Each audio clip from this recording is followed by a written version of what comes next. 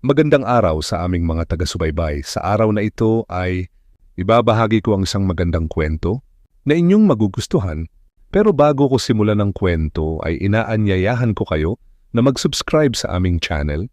Simulan na natin ang kwento episode 1. Simula ng lahat, ikay kinwento ni Lara. Ako si Lara, 23 taong gulang, nakatira sa isang maliit na apartment sa Maynila. Tahimik lang ang buhay ko, trabaho, bahay, minsan konting gala kasama ang iilang kaibigan. Graphic designer ako sa isang maliit na kumpanya. Hindi kalakihan ng sweldo, pero sapat para mabuhay at makatipid ng kaunti. Pero wala akong jowa, hindi dahil ayaw ko, pero siguro kasi ayaw ko ng komplikado. Lalo na ngayong mag-isa lang ako sa lungsod, gusto ko lang ng payapang buhay. Tuwing umaga, pare-pareho ang routine. Gigising ng alas 6, liligang, mabilis magkakape tapos babiyahe sakay ng jeep papasok sa opisina sa hapon, didiretso akong umuwi. Minsan nag-overtime pero bihira. Simple lang lahat hanggang sa napansin ko ang kakaiba. Noong una may bulaklak na nakaipit sa ilalim ng pinto ko. Isang pulang rosas, walang card, walang pangalan. Natuwa pa nga ako, baka galing sa secret admirer. Pero sumunod na linggo, may dumating na maliit na kahon pagbukas ko. May stuffed toy na pusa sa loob. Kulay puti na parang masyadong pamilyar. Siguro galing sa kaibigan, sabi ko sa sarili. Pero bakit walang nagsasabi kinagabihan? Habang naghuhugas ako ng plato, nakarinig ako ng tunog mula sa labas.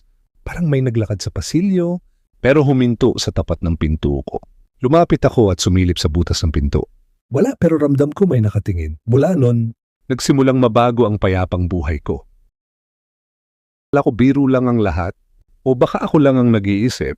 Pero isang gabi habang nakahiga ako at nagbabasa ng e-book sa phone, biglang may pumasok na text mula sa unknown number. Bakit maganda ka kahit walang makeup? Napatigil ako, sino to? Bakit niya alam ang itsura ko ngayon? Nagsalubong ang kilay ko at tumingin ako sa paligid ng kwarto. Parang may makikita akong nakasilip sa bintana. Pero sarado naman ang kurtina. Hoy, sumagot ako, sino ka? Walang reply. Kinabukasan sa trabaho, hindi ako mapakali. Baka prank lang to ng isa sa mga kaibigan ko. Pero pagbalik ko sa apartment, may nakasabit na sobra sa doorknob. Nakatype ang sulat sa papel. Walang sulat kamay at nakalagay lang, "Hoy, gusto ko ang damit na suot mo kahapon na paupo ako sa sahig.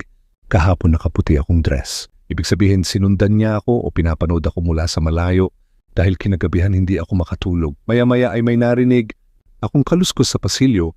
Lumapit ako sa pinto, dahan-dahan at sumilip sa people. May anino ng lalaki na katalikod na katayo lang sa dulo ng pasilyo, walang galaw. Ilang segundo akong natigilan hanggang bigla siyang lumingon. Diretso sa butas ng pinto na parabang alam niyang tinitingnan ko siya na paatras ako mabilis. Ang tibok ng puso tumakbo ako papunta sa bintana para silipin kung lalabas siya. Pero pagtingin ko sa pasilyo mula sa kanto ng bintana, wala na siya. Mula noon alam ko na hindi lang ito simpleng pang-aasar. May isang taong nakatingin sa akin at alam niya ang bawat galaw ko. Kinabukasan habang nag-aabang ako ng jeep papasok sa trabaho, may biglang tumabi sa akin isang lalaking. Mga late 20s, matangkad, medyo moreno at may maamong ngiti. "Hi, kapitbahay pala tayo." Ethan, pakilala niya sabay abot ng kamay. Nagulat ako pero nakipagkamay na rin. Lara, nasa unit 3 ako, katapat lang ng iyo." Sabi niya, "Kakilipat ko lang kahapon. Siguro kaya hindi mo ako napapansin." Pero tumango lang ako, totoo. Nga parang may narinig akong mga kalabog at pagbubuhat ng kahon kagabi, pero hindi ko na masyadong inintindi dahil sa takot ko sa stalker. Sa buong biyahe, nagkwento siya nagtatrabaho raw siya bilang freelance photographer. Mahilig siya sa street shots at nature. Mabait siya magsalita, magaan kausap.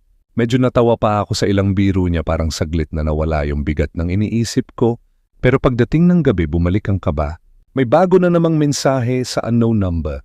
"Hindi maganda ang kapitbahay mo, pero hindi kasing ganda mo na palunok ako." Ibig sabihin nakita niya ako kanina kasama si Ethan at mas kinilabutan ako nang ay dugtong niya ang susunod na text. "Hindi ko siya gusto. Layuan mo siya." Parang nanigas ang katawan ko habang nakatingin sa screen ng phone.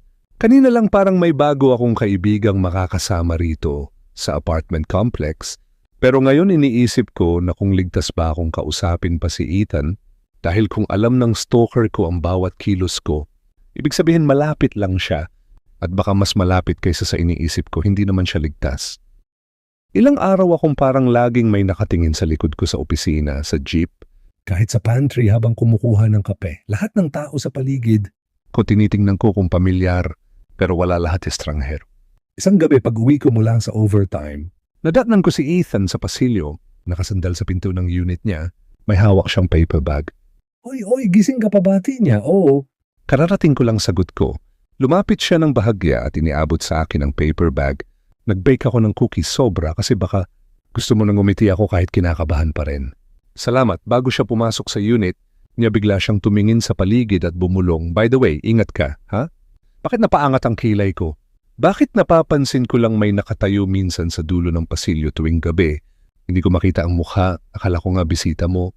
Pero tumigil siya parang may inaalala basta mag-lock ka ng pinto palagi ngayon tumangulang ako. Pero ramdam ko ang panginginig. Sa kamay ko habang inaabot ang susi para pumasok sa loob. Nang gabing yon halos hindi ako makatulog. Mga 2:00 ng umaga, nagising ako sa mahinang katok sa pinto 3 beses mabagal hindi ako gumalaw. Hinintay ko kung ulit pa pagkalipas ng ilang segundo, may dumaan na anino sa ilalim ng pintuan. May tao sa labas pero imbis na umalis, nakatigil lang ito ron. Parang nakikinig kung gumagalaw ako huminto. Ang paghinga ko na marinig, kung may mahina ngunit malinaw na boses, mula sa kabilang gilid ng pinto. Hindi mo dapat siya pinapasok sa buhay mo pag dungaw ko sa pipe hole, wala na. Pero pagtingin ko sa sahig sa harap ng pinto, may nakalapag na isang cookie, eksaktong kapareho ng binigay ni Ethan.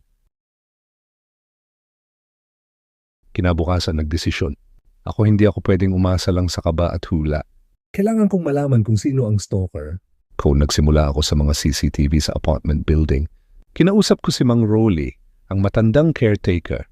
Medyo mahiyain siya, pero dahil madalas akong magbigay ng kape sa kanya, dati pumayag siyang ipasilip sa akin ang mga footage sa Wuwan Derusi. Akong makita puro mga kapitbahay. Lang na dumarating at umaalis. Pero nung gabi ng 3 beses na katok, may nakita akong lalaki na nakatayo sa dulo ng pasilyo, nakatalikod sa kamera. Hindi malinaw ang mukha, pero pamilyar ang build at taas niya matangkad. Broad shoulders, gaya ni Ethan. Hindi ko alam kung ako lang ba ang nag-a-assume. Kaya pinilit kong kalmahin ang sarili kinagabihan. Nadaanan ko ang unit ni Ethan bukas ng kaunti.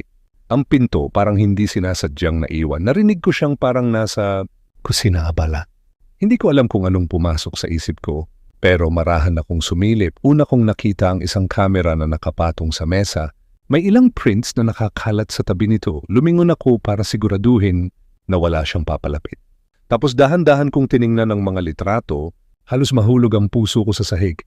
Lahat ng litrato may kuha ako habang bumibili sa tindahan, habang natutulog sa jeep, habang nagbubukas ng pinto ng apartment.